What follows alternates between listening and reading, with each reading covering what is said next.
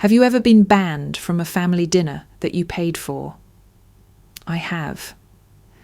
And what I did next left 20 relatives staring at an empty table in complete silence.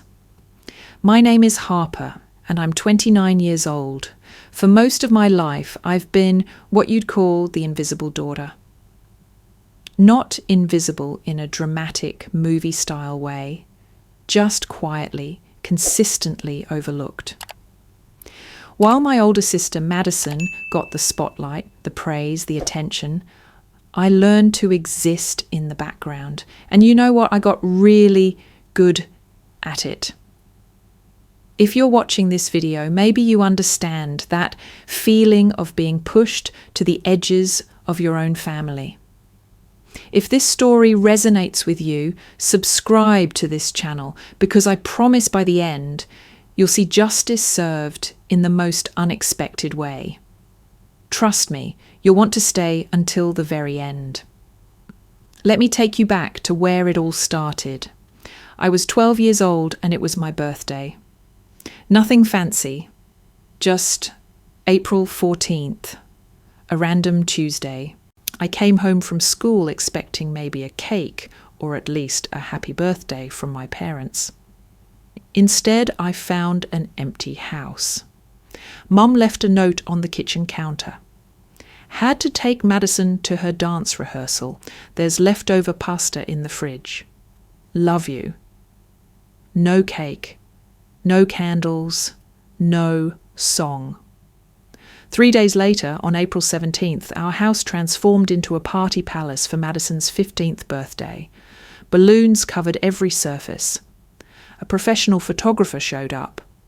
Mum made a 3-tier cake from scratch.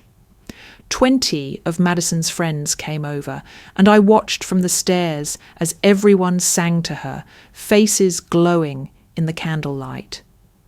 When I finally worked up the courage to ask Mum why my birthday was different, she put her hand on my shoulder and said, "Madison just needs more attention right now, sweetheart. You understand, don't you? You've always been so independent." Independent. That became the word they used to explain away every missed moment. Independent meant I didn't need them at my middle school graduation. Independent meant I could take the bus to my college orientation alone while they drove Madison to a beauty pageant 3 states away. Independent meant I was strong enough to handle being forgotten. Fast forward to my college graduation. 22 years old, standing in a sea of caps and gowns at State University, about to receive my degree in finance with honours. I'd worked 2 part-time jobs to get through school, maintained a 3.8 GPA, and landed a job offer before graduation. I was proud of myself. I wanted my parents to be proud too. I sent them the invitation 2 months in advance. I called to remind them. I even offered to pay for their hotel. The morning of graduation, my phone rang. It was Mum. "Harper, honey, we have a situation." My stomach dropped. "What's wrong?" "Madison's pageant got moved to today. It's the state finals, sweetie. She's worked so hard for this."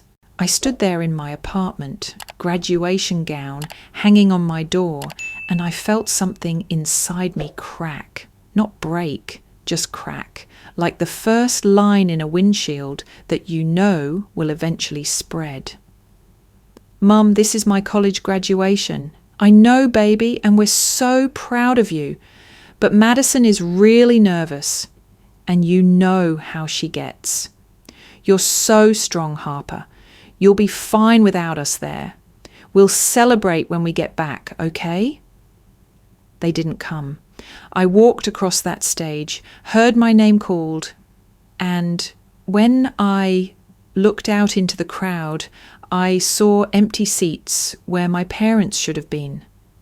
My roommate's family cheered for me instead.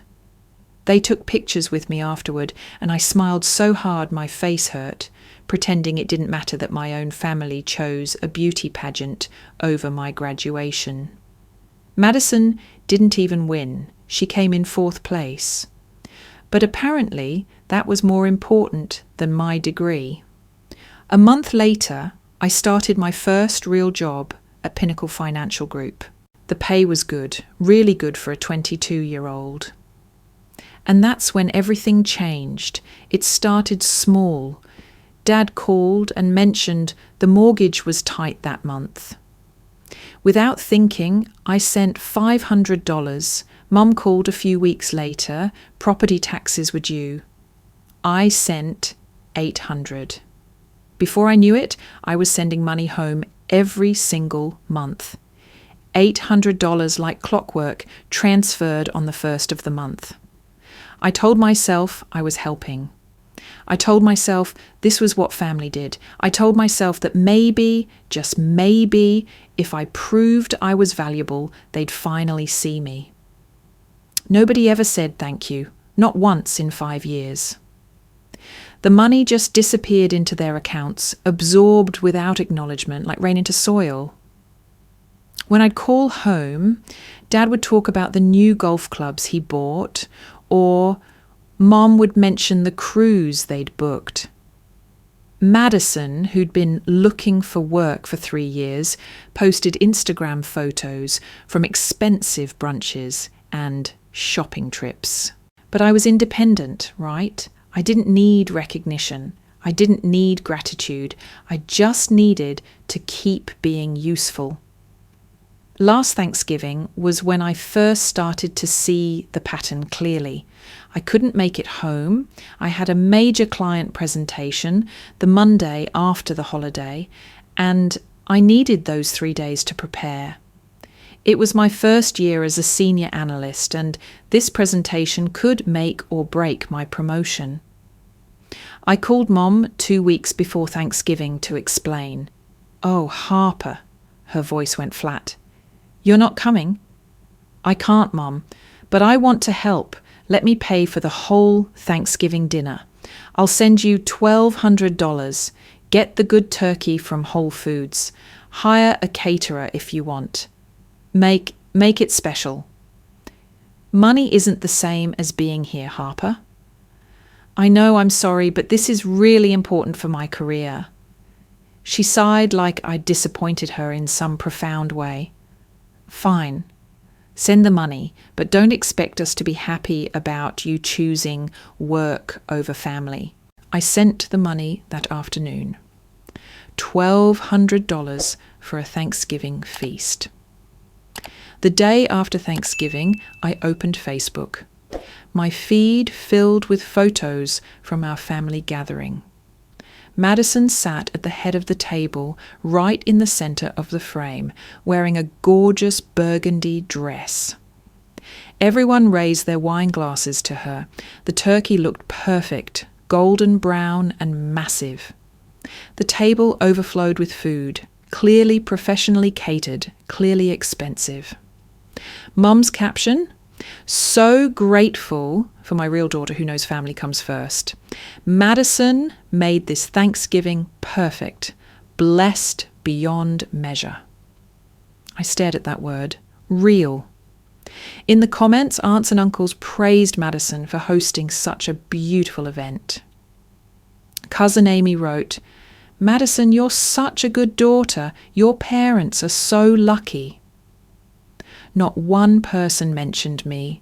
Not one person thanked me for the $1,200 that paid for every bite of food in those photos.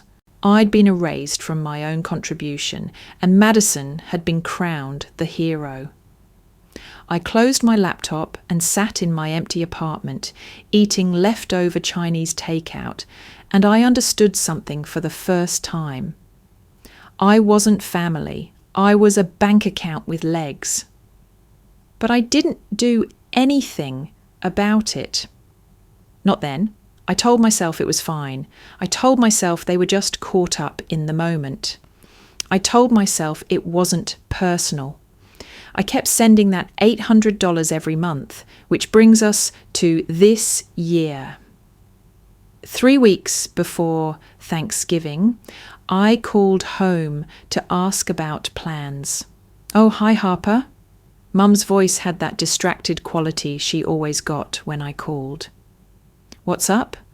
"I wanted to check in about Thanksgiving." "What's the plan this year?" "Madison's handling everything. She's really excited about it. She's planning this whole elegant thing." "That sounds nice. Can I help with anything? Should I bring a dish? Or I can send money for—" No, Madison's got it covered. She's really stepping up this year." Something in her tone felt off, but I pushed forward. "Okay, well, what time should I arrive? I was thinking of driving up Wednesday night to avoid traffic." There was a pause, just a beat too long. "We'll send you details later, sweetie. Madison's still finalising everything." 2 weeks before Thanksgiving, I still hadn't received any details. I texted Madison directly. "Hey, excited for Thanksgiving. What time should I come? Need me to bring anything?" 3 hours later, she responded, "FYI, we're doing a close family only Thanksgiving this year. Maybe you can come for Christmas?" I read that text 5 times, trying to make it mean something other than what it obviously meant. Close family only.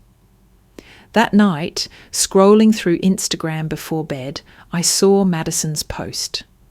A photo of beautifully designed invitation cards, gold lettering on cream cardstock. "Can't wait to host Thanksgiving for the family? So blessed to have everyone coming together." I clicked through to her stories. She'd posted videos of herself addressing envelopes. I counted them, 23 invitations. 23 people were close family. I wasn't one of them. I sat on my bed, phone in my hand, and felt something I'd never quite felt before. Not anger, at least not yet. Something colder. Clarity. They were throwing a party for 23 people and specifically excluding me. Not because of distance, not because of conflicting schedules, just because they didn't want me there. I called Dad the next day during my lunch break. "Harper, what's going on? Dad, I need to ask you something directly. Am I invited to Thanksgiving?" Another pause. God, I'd learned to hate those pauses. "Harper, this year is different. Madison needs some space to really shine, you know. She's been working so hard on this, and we thought, well, you're always kind of in the background anyway. You understand. I've been sending you money for 5 years. And we appreciate that, sweetheart. But money is money. Family is family. They're 2 different things. So the money is appreciated, but I'm not family enough to sit at the table it pays for?" His voice got hard. "Don't be dramatic, Harper. It's one Thanksgiving. You'll survive. You're independent, remember?" There it was again, independent. "Right," I said quietly. "I forgot." I hung up before he could say anything else. That night, lying in bed, I did something I'd never done before. I opened my banking app and calculated exactly how much money I'd sent home over 5 years.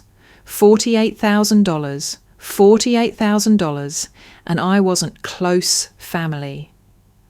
I thought about all those Thanksgivings before. Every year I sat at the far end of the table, closest to the kitchen, so I could jump up and refill drinks or grab more dinner rolls.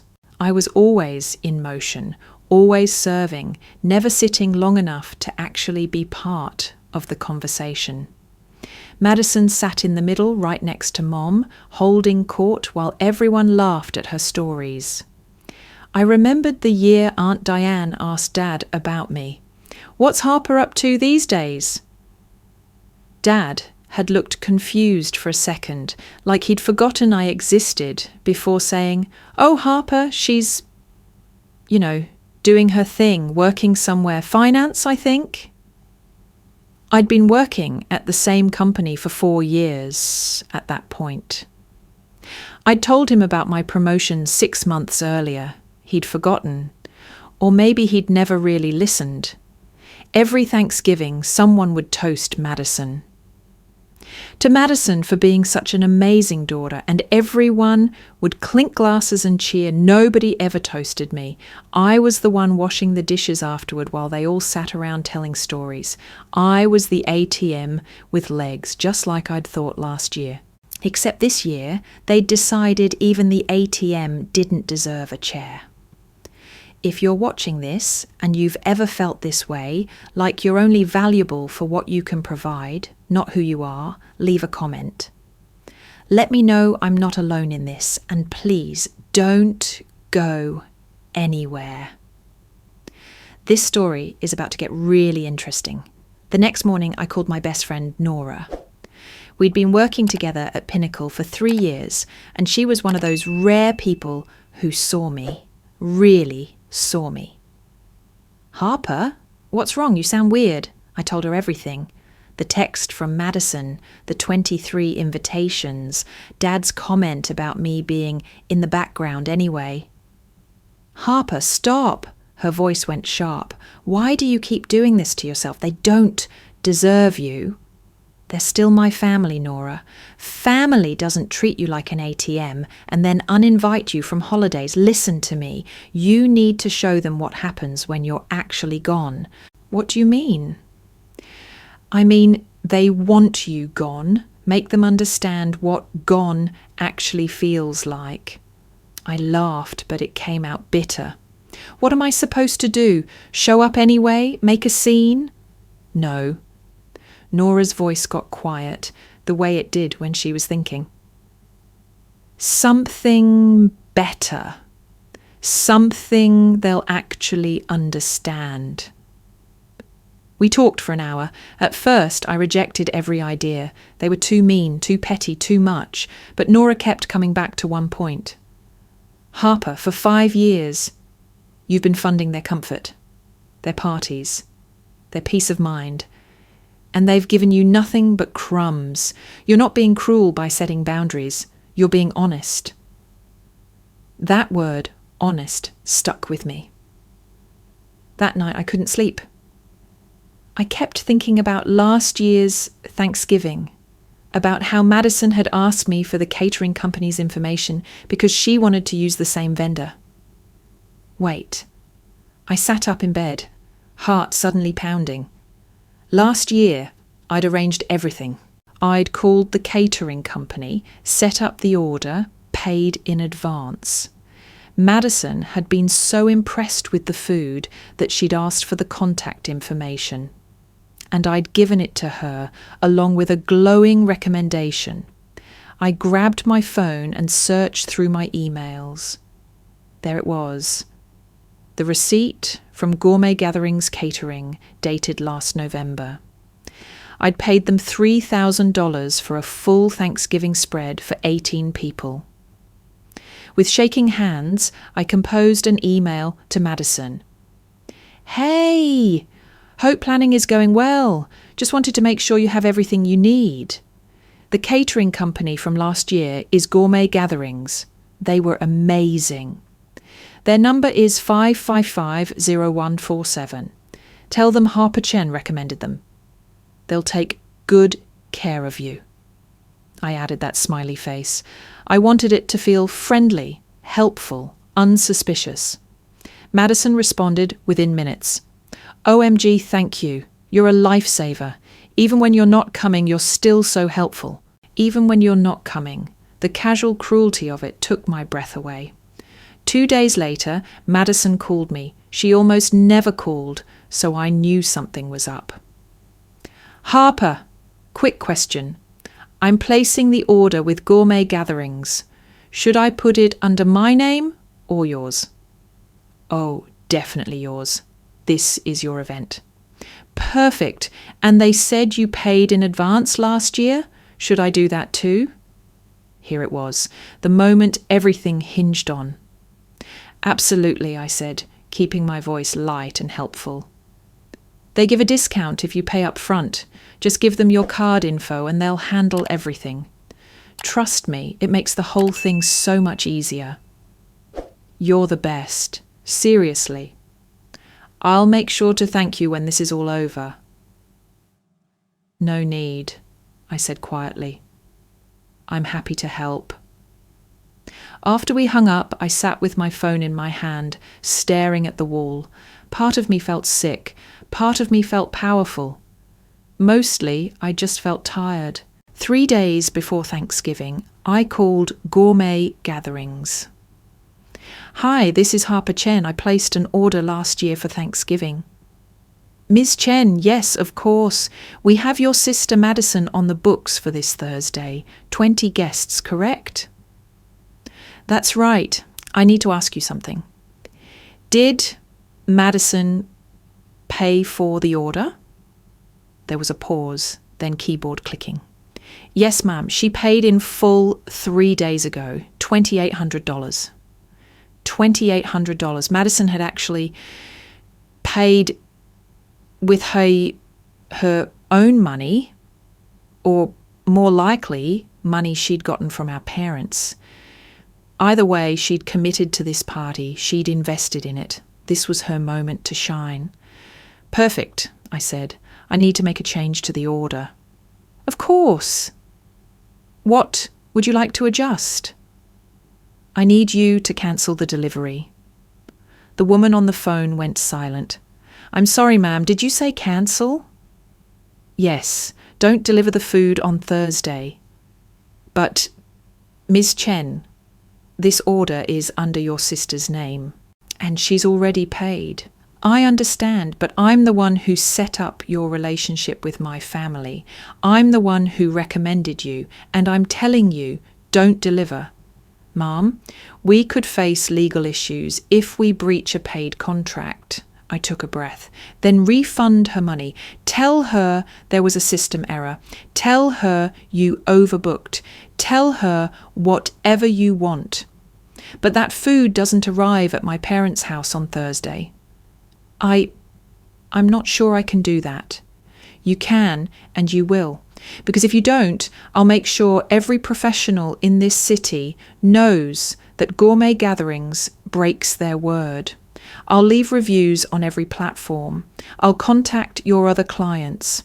I'll make your life very, very difficult. I'd never spoken to anyone like that before. I'd never made threats. I'd never leveraged power I didn't even know I had. But in that moment, something had shifted. I wasn't asking, I wasn't begging, I was telling. The woman cleared her throat. Let me speak with my manager. 10 minutes later, she called back. Ms. Chen, we've decided to accommodate your request. We'll refund your sister's payment and inform her there was an unexpected issue with our supply chain. The order will not be delivered. Thank you, I said. I appreciate your understanding. After I hung up, I sat on my couch, hands trembling. I'd done it. I'd actually done it. Nora came over that night with wine and Thai food. Did you really go through with it?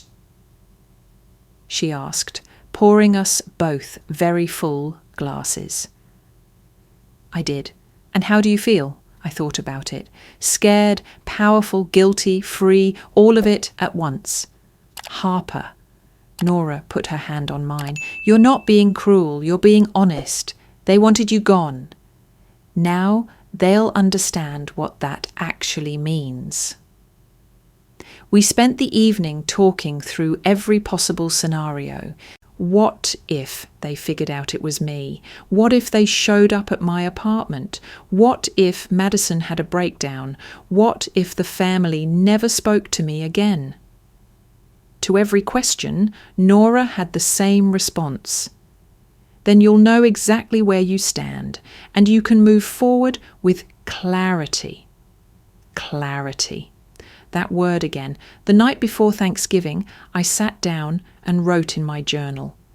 I'd kept one since college, but I hadn't written in months. The words poured out.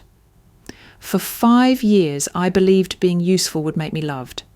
I paid for their comfort, their parties, their peace of mind. And they repaid me by erasing me from the family photo. Tomorrow, I'm choosing myself, not out of revenge, but because I finally understand. I deserve better than being someone's secret benefactor. I deserve to be seen. And if they can't see me, then maybe it's time I stop trying to be visible to people who've chosen blindness. I closed the journal and turned off my phone. Tomorrow, everything would change. Thanksgiving morning arrived cold and grey. I woke up in my apartment, made coffee, and did something I almost never do. I took a mental health day from worrying. No obsessive phone checking, no rehearsing conversations, no imagining worst-case scenarios. I made pancakes from scratch. I watched the Macy's Thanksgiving Day parade. I opened a bottle of wine at noon because it was a holiday, and I was an adult and I could do whatever I wanted. For the first time in years, I had a Thanksgiving with no stress, no 3-hour drive, no bracing myself for casual dismissals disguised as love. It was the most peaceful Thanksgiving morning I'd had in a decade. At 1:45, I turned my phone back on. 47 missed calls, 63 text messages. My heart hammered as I scrolled through them.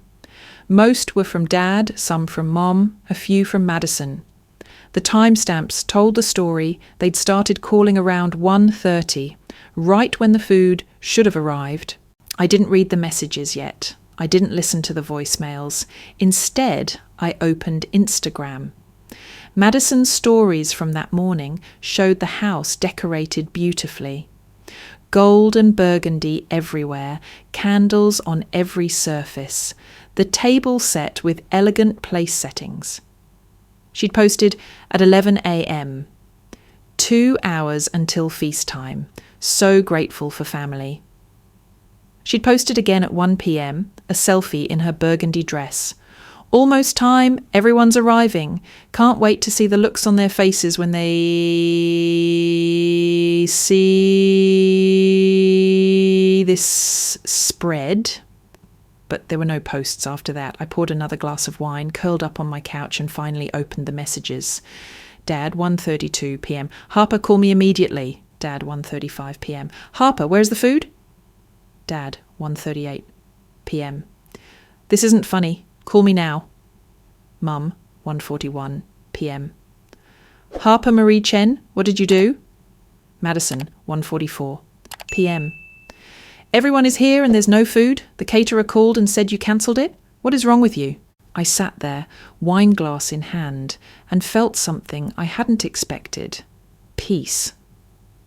They were finally paying attention to me, not to my money, not to my usefulness, to me, to what I'd chosen to do, to the boundary I'd set. At 2 p.m, Madison called. I let it ring until it went to voicemail. She called again, immediately, and again. On the 4th call, I answered. Harper. Her voice was shrill with panic. What did you do? There are 20 people here and no food. The catering company said you cancelled it. I did, I said, calmly. I figured since I wasn't close family, you didn't need me, or my help. This is insane. This is cruel. How could you do this to me? To you? I kept my voice even. Madison, I've been funding family events for 5 years.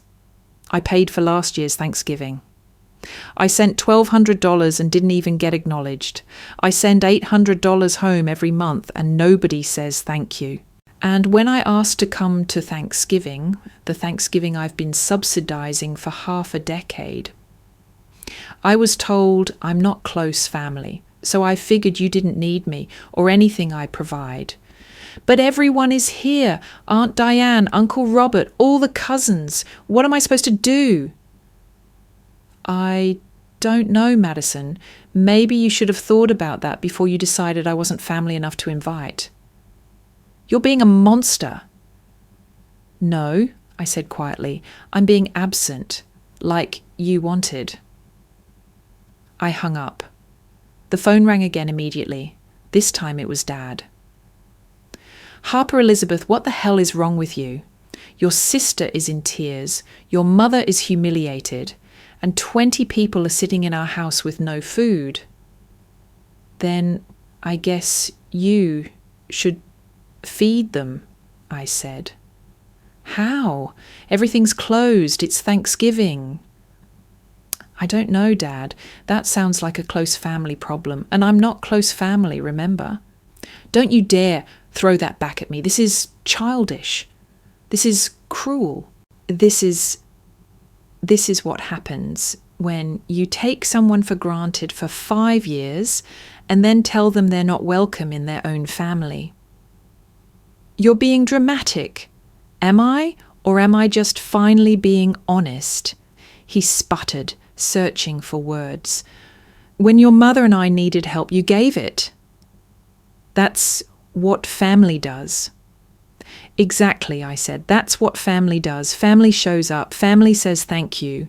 Family doesn't erase you from celebrations you paid for. Family doesn't call you independent when what they really mean is disposable. We never said that. You didn't have to. You showed me. For 29 years, you showed me exactly where I rank. Behind Madison, behind your comfort, behind your image. I'm the daughter you mention as an afterthought. I'm the ATM that doesn't need a seat at the table. How dare you? I'm done, Dad. Enjoy your close family Thanksgiving. I hope it's everything you wanted. I hung up while he was still yelling. My hands were shaking, but my mind was clear, clearer than it had been in years. At 3 p.m, I did something I'd been planning. I opened the family group chat, the one that included extended family, and typed a message. Hi everyone, I'm sure you're confused about what happened today. I want to explain. For 5 years, I've funded family events. I've sent money home every month. I've paid for Thanksgivings, Christmases, birthdays. I've never asked for recognition, just to be included. This year, I was told I'm not close family and was uninvited from Thanksgiving. So I figured if I'm not close enough to attend, you didn't need my contributions either. I hope you can understand. I'm not trying to hurt anyone. I'm just tired of being invisible while being everyone's backup plan. Wishing you all a peaceful holiday. Harper. I hit send before I could second guess myself. The response was immediate, Aunt Diane. Harper, honey, I had no idea any of this was happening. This was, you deserved so much better. Cousin Maya. Wait, you've been paying for all of this? Madison never said anything. Uncle Robert. Harper, I've always thought you were the strongest one in that family. This just proves it. But there were other responses too. Cousin Jennifer.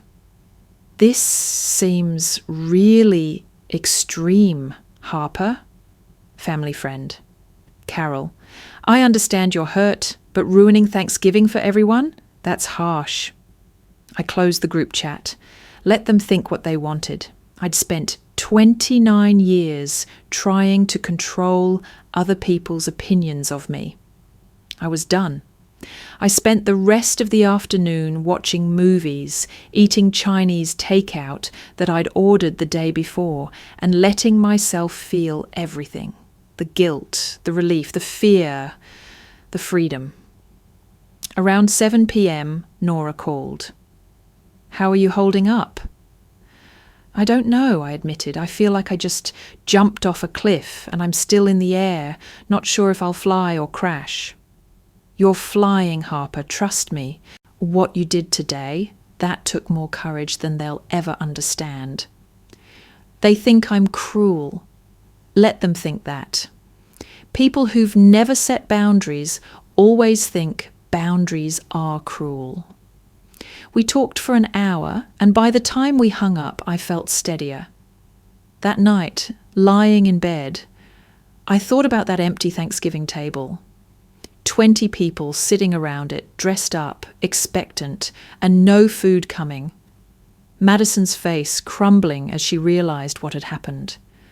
My parents scrambling for an explanation, for a solution, for someone to blame.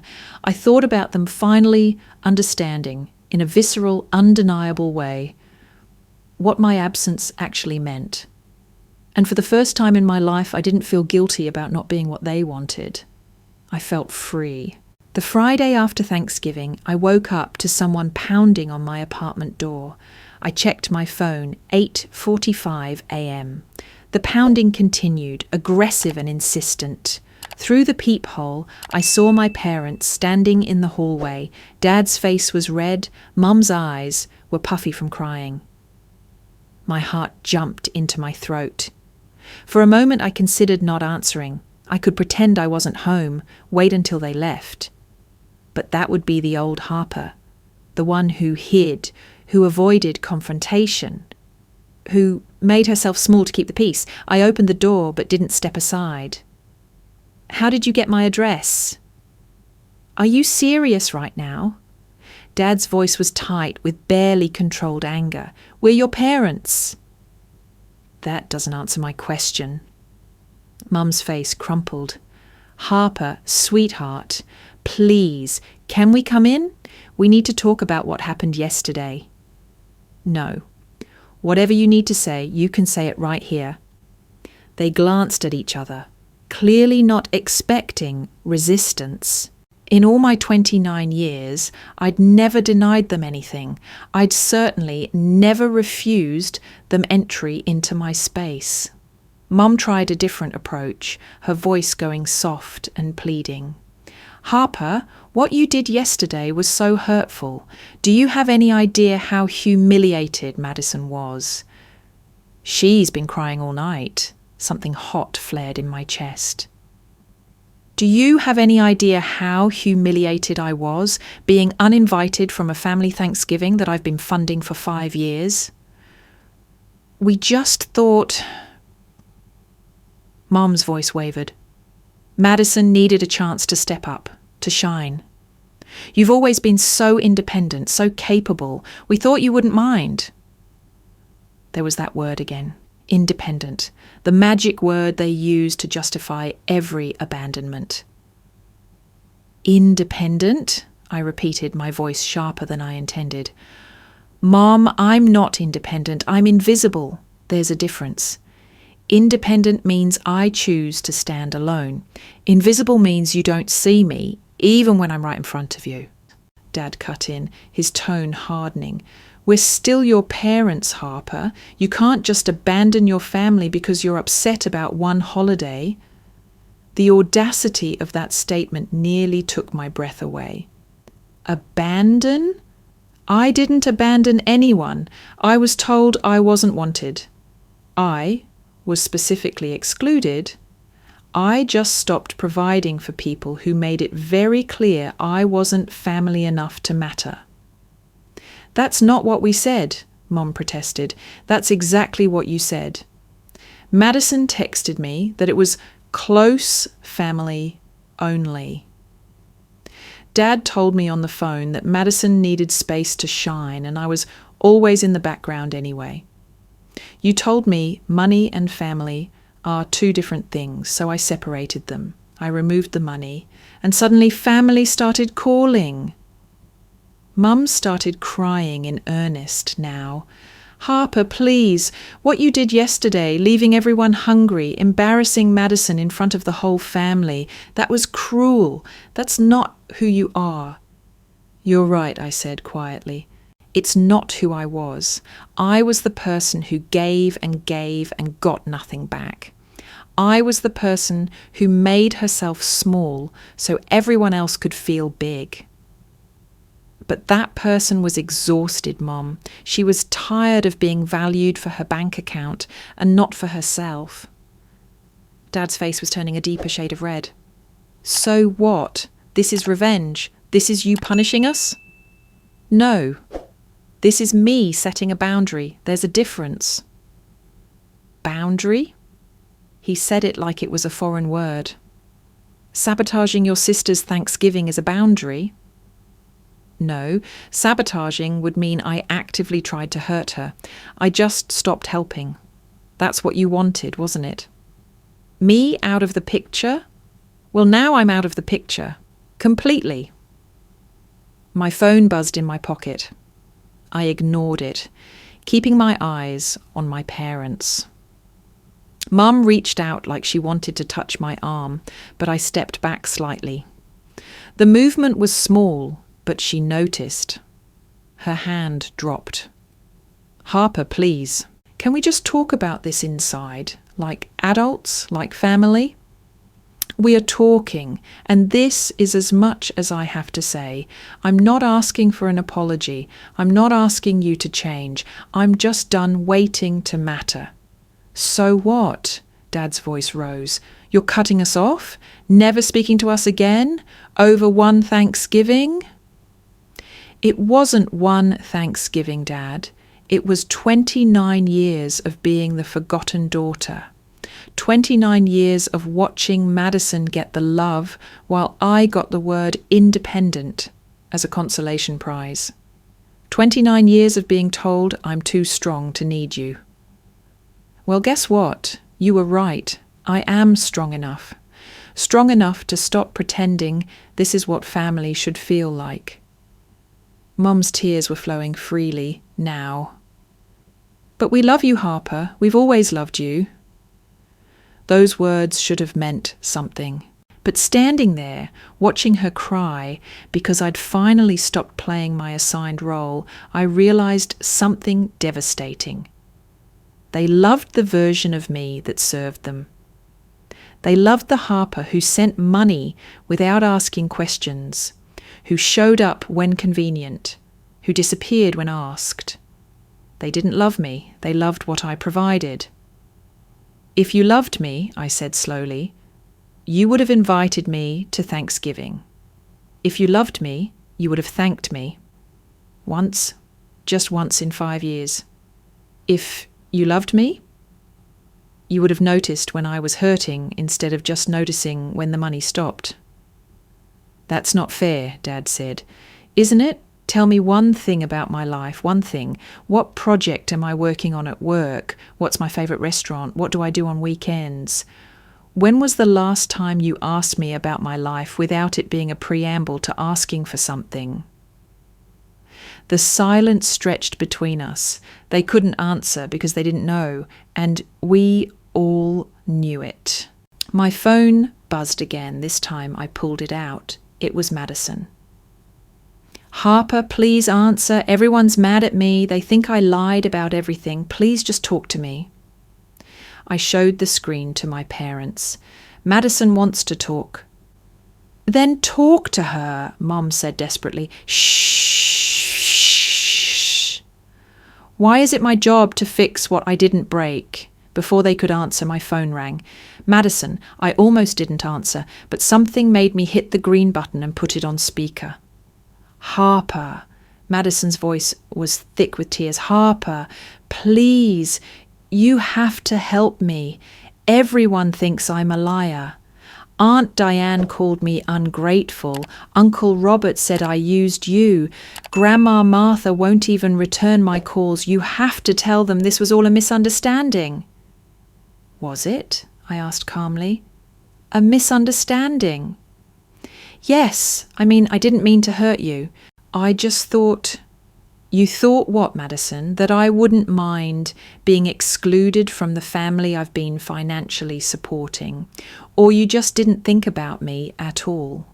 That's not... Harper, please, this is ruining everything, my reputation, my relationship with the family. Everyone thinks I'm some kind of user. You have to fix this. There it was. She wasn't sorry I was hurt. She was sorry about the consequences. Madison, I'm not going to lie for you. I'm not going to tell everyone this was a mistake. What happened yesterday was exactly what both of us chose. You chose to exclude me. I chose to stop helping. Those were our choices. Now we both get to live with them. So you're just going to let me deal with this alone? Her voice pitched higher, bordering on hysteria. After everything, all the holidays we spent together, all the times I was there for you. When? The word came out harder than I intended. When were you there for me? Madison? Name one time. One birthday you remembered without Mom reminding you. One accomplishment you celebrated with me. One time you chose me over something else. The line went quiet except for her crying. You can't, I said softly, and that's okay. We were never really sisters in the way that mattered. We were just two people who happened to share parents. But I'm done pretending it was more than that.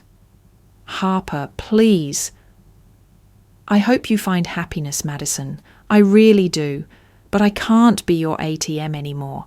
I can't be the invisible sister who funds your life and then disappears when you want me gone. I'm not angry. I'm just done. I wish you well, from a distance. You can't just abandon me like this. Abandon you? Madison, you're the one who said close family only. You made it very clear where I stood. I'm just respecting your boundaries. That's not what But I ended the call before she could finish. I looked up at my parents. Both of them were staring at me like I'd become someone they didn't recognize. Maybe I had. You've changed, Mum whispered. No, I corrected.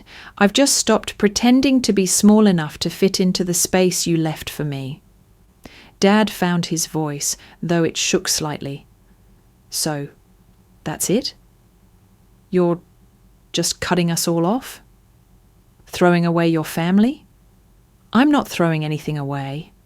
I'm setting boundaries. No more money, no more paying for family events I'm not wanted at.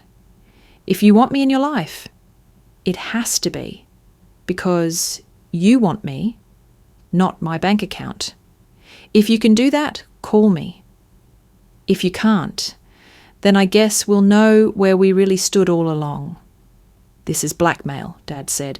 No, blackmail would be me demanding something in exchange for money. I'm not demanding anything. I'm just not giving anymore. There's a difference. Mum's face was red and blotchy from crying. Harper, please, can't we just start over? Put all this behind us? Start over would mean acknowledging what happened. It would mean you understanding why I'm hurt. Do you understand? They looked at each other, then back at me. Neither of them answered. That's what I thought, I said quietly. Look, I'm not trying to hurt you. I'm just trying to protect myself.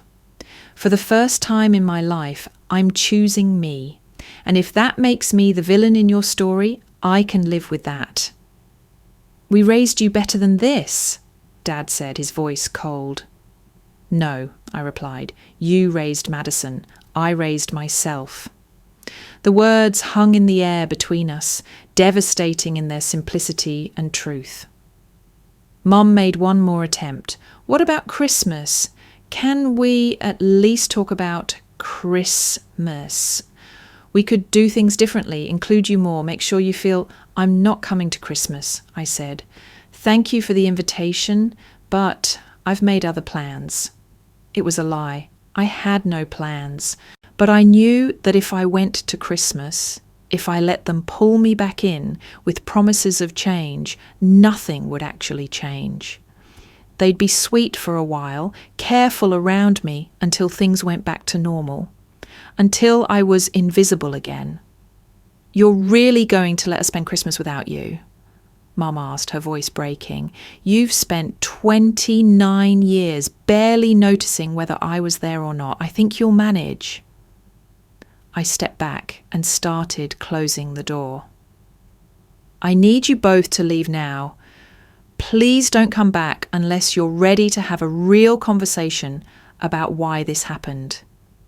Not a conversation about fixing appearances or getting things back to normal. A real conversation about respect and boundaries and what family should actually mean. "Harper," Dad started. "Goodbye." I closed the door gently but firmly. I stood there with my back against the door, listening to their muffled voices in the hallway. They talked for a few minutes. I couldn't make out words, just tones. Anger from Dad, pleading from Mom. Eventually, their footsteps retreated down the hall.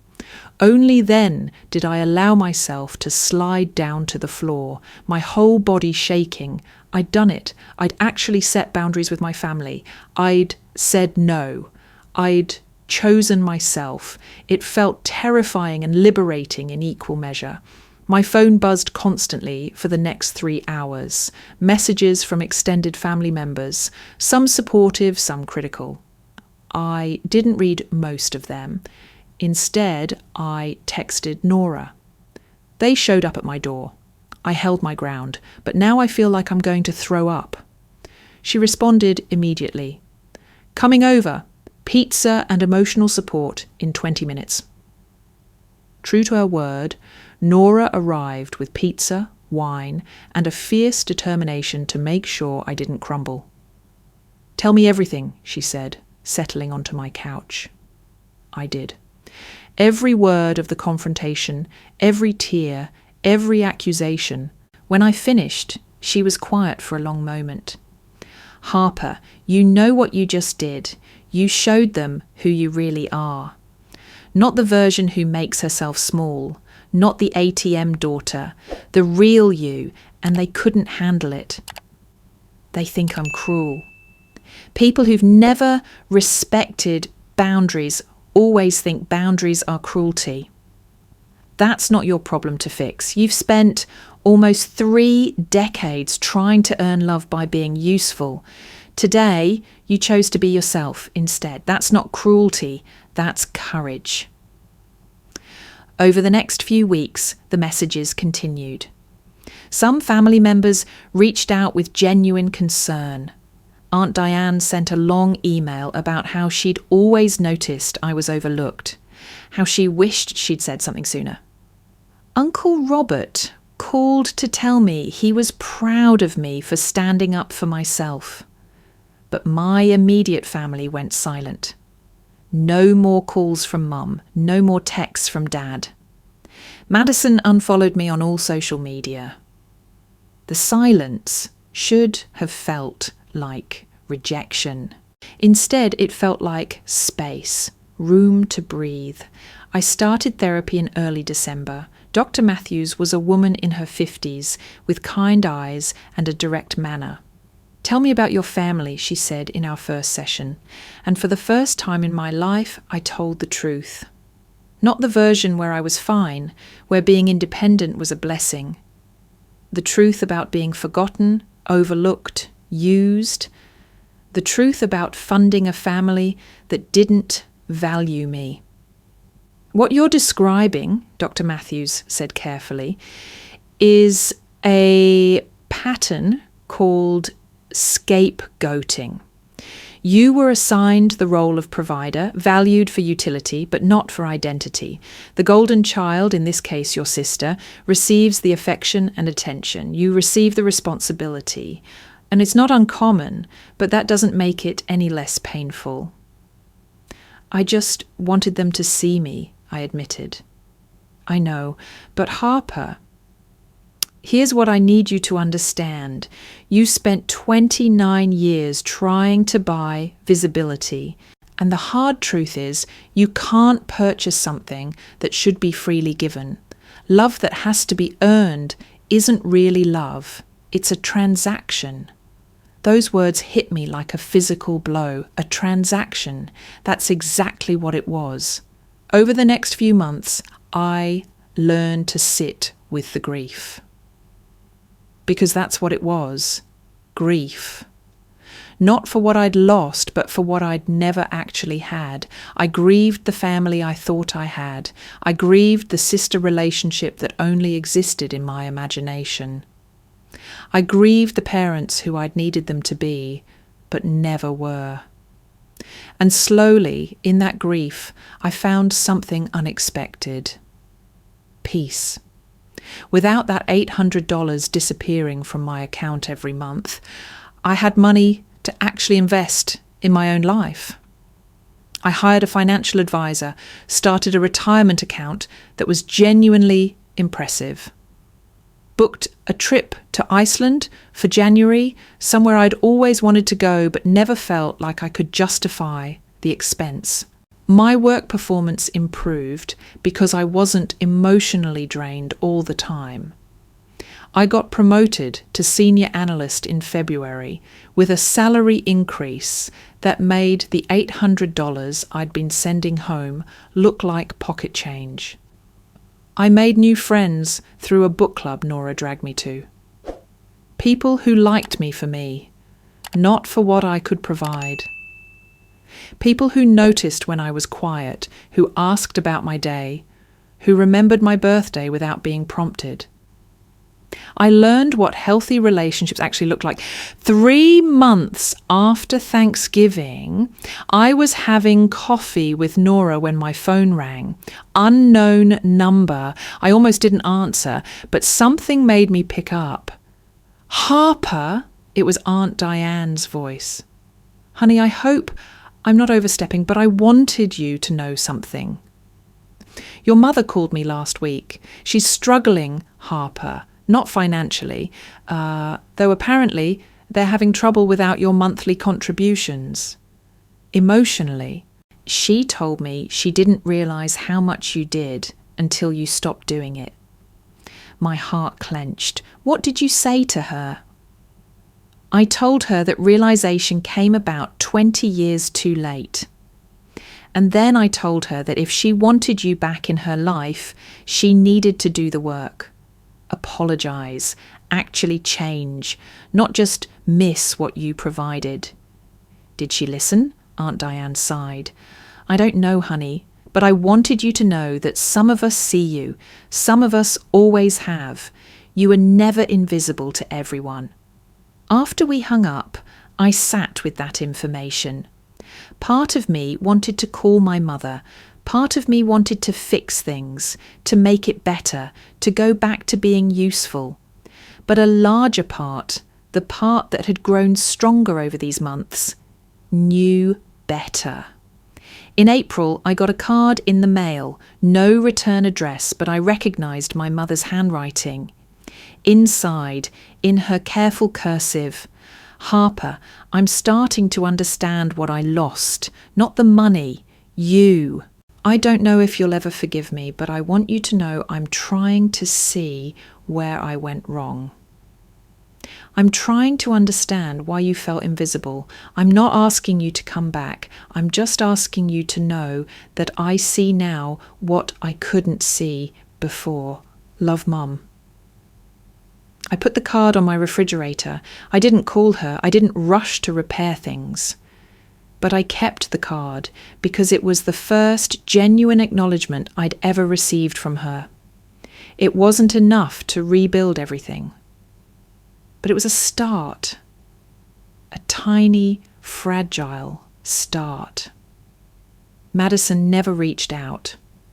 I heard through Aunt Diane that she'd moved to Portland, started over somewhere she didn't have to face the family members who now saw her differently. Part of me felt bad for her. But mostly, I felt neutral. She'd made her choices. I'd made mine. We'd both have to live with them. By the time summer rolled around, I'd been to therapy for 6 months. I'd learned about codependency, about trauma bonds, about why children of emotionally unavailable parents often become overgivers. I'd learned that my compulsive need to be useful was a survival mechanism. If I was valuable, maybe they'd keep me around. I'd also learned that real family doesn't work that way. Real family sees you even when you can't give them anything. Real family celebrates your successes without needing you to diminish yourself. Real family says thank you, shows up, remembers. I had found that kind of family. Not in blood relatives, but in Nora and her family who'd invited me to their Thanksgiving without expecting anything in return. In my book club friends who celebrated my promotion with genuine joy. In Dr. Matthews, who helped me see my worth beyond my usefulness. In September, almost a year after that devastating Thanksgiving, my phone rang. This time I recognized the number. Dad. I hesitated, then answered. Harper. His voice was gruff, uncomfortable. Your mother wanted me to call. She's been doing this therapy thing, talking about family dynamics or whatever, and we think maybe we owe you a conversation, a real one. Okay, I said carefully, not on the phone.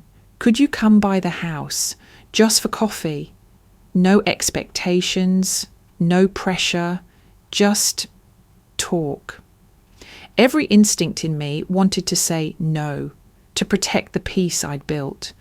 But I'd also learned in therapy that healing doesn't mean cutting people off forever. It means setting terms for re-engagement. I'll come, I said, but I need you to know something first. I'm not coming to fix things. I'm not coming to go back to how things were. If you want me in your life, it has to be different. It has to be real. Understood, Dad said quietly. We'll try. We set a date for the following Saturday. I told Dr. Matthews about it in our next session. How do you feel? She asked. Scared, I admitted, but also curious. Maybe they can change, maybe they can't. Either way, I know who I am now. I know my worth, and I know I'll be okay regardless of what happens. Dr. Matthews smiled. Then you're ready. The night before I was supposed to meet them, I couldn't sleep. I kept thinking about that empty Thanksgiving table, about the silence that had followed, about the year of growth and grief and learning to choose myself. I thought about the Harper who used to send $800 every month without question, the Harper who accepted crumbs and called it love.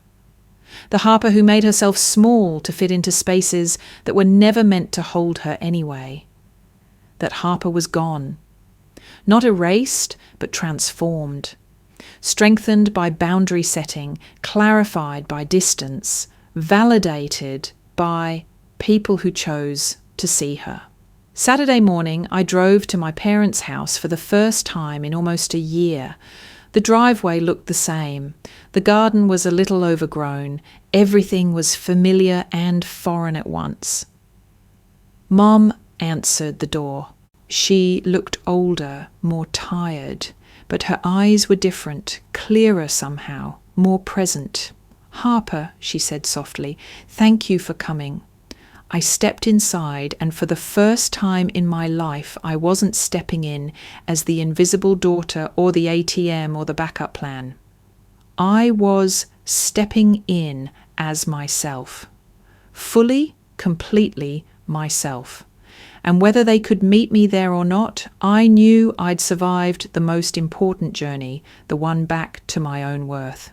Let's talk, I said, and we did, not perfectly, not without pain, but honestly, for the first time in 29 years. They told me they'd started seeing a family therapist after Christmas, had been a disaster without me there. They'd realised, slowly, painfully, how much they'd taken me for granted, how they'd assigned me a role and never questioned whether I wanted it, how they'd mistaken my reliability for indifference, my strength for not needing them.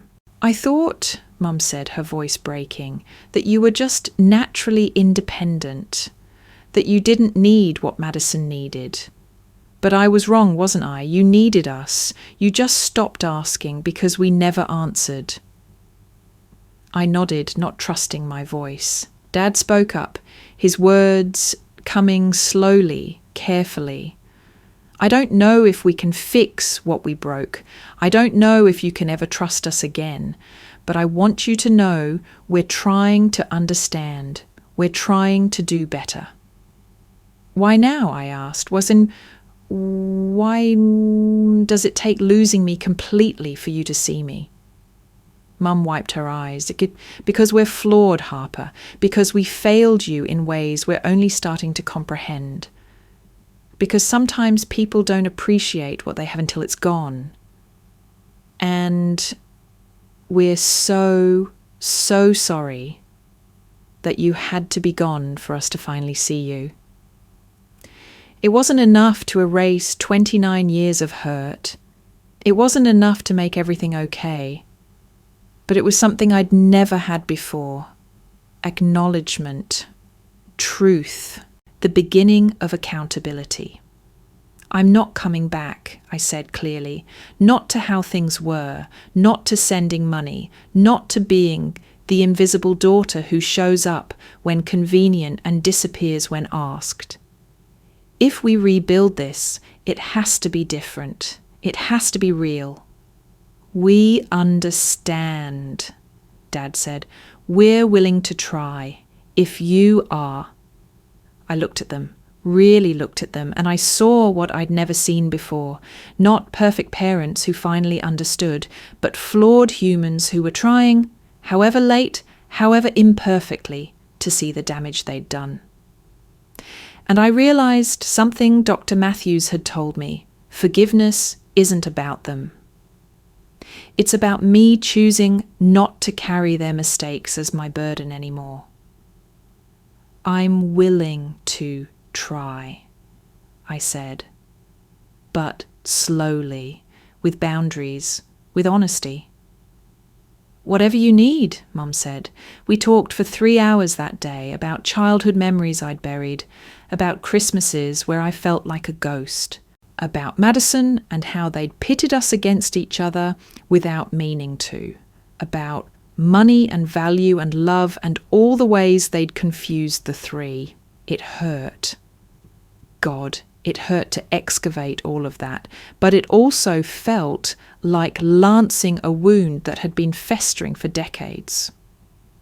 When I left that afternoon, we didn't hug.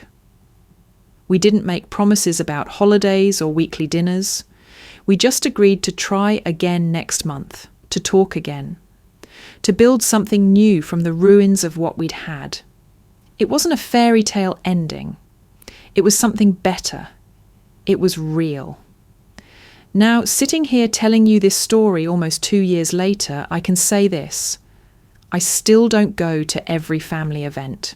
I still have firm boundaries about money. I still choose myself first. But I also have something I never had before, parents who ask about my life, who remember my birthday, who show up not because I'm useful, but because they genuinely want to know me. Madison and I still don't talk. Maybe someday we will. Maybe we won't. And I've made peace with both possibilities. That empty Thanksgiving table taught me the most valuable lesson of my life. Sometimes the greatest gift you can give yourself isn't revenge or even justice. It's permission to stop being everyone else's solution and start being your own priority. For everyone watching this who's ever felt invisible in their own family, who's ever been valued for what you provide instead of who you are, I see you. Your worth isn't measured by your usefulness. Your value isn't determined by how much you can give. You deserve to be loved for existing, not for performing. And if the people in your life can't give you that, then maybe it's time to build a new table. One where you have a seat, not because you paid for the meal, but because you belong there. Have you ever had to set boundaries with family? Have you ever felt like you were only valued for what you could provide? Drop a comment below and share your story. You're not alone in this. If this story resonated with you, please subscribe to this channel. There are more stories about people finding their power, setting boundaries, and choosing themselves coming soon. Because your story matters, your healing matters, and you deserve to be seen. I'm Harper. And I'm no longer the invisible daughter. I'm just me. Finally, fully, unapologetically me. And that empty Thanksgiving table, it taught 20 people what happens when you take someone for granted. But more importantly, it taught me that I don't need a seat at their table to have value. I can build my own. And you can too. Thank you for listening to my story. Thank you for seeing me when my family couldn't. And if you're in a similar situation, please know, choosing yourself isn't cruelty. It's survival. It's growth. It's the beginning of the life you actually deserve. Justice wasn't served cold at that Thanksgiving table. It was served with clarity, with boundaries, with self-respect. And sometimes that's the most powerful form of justice there is.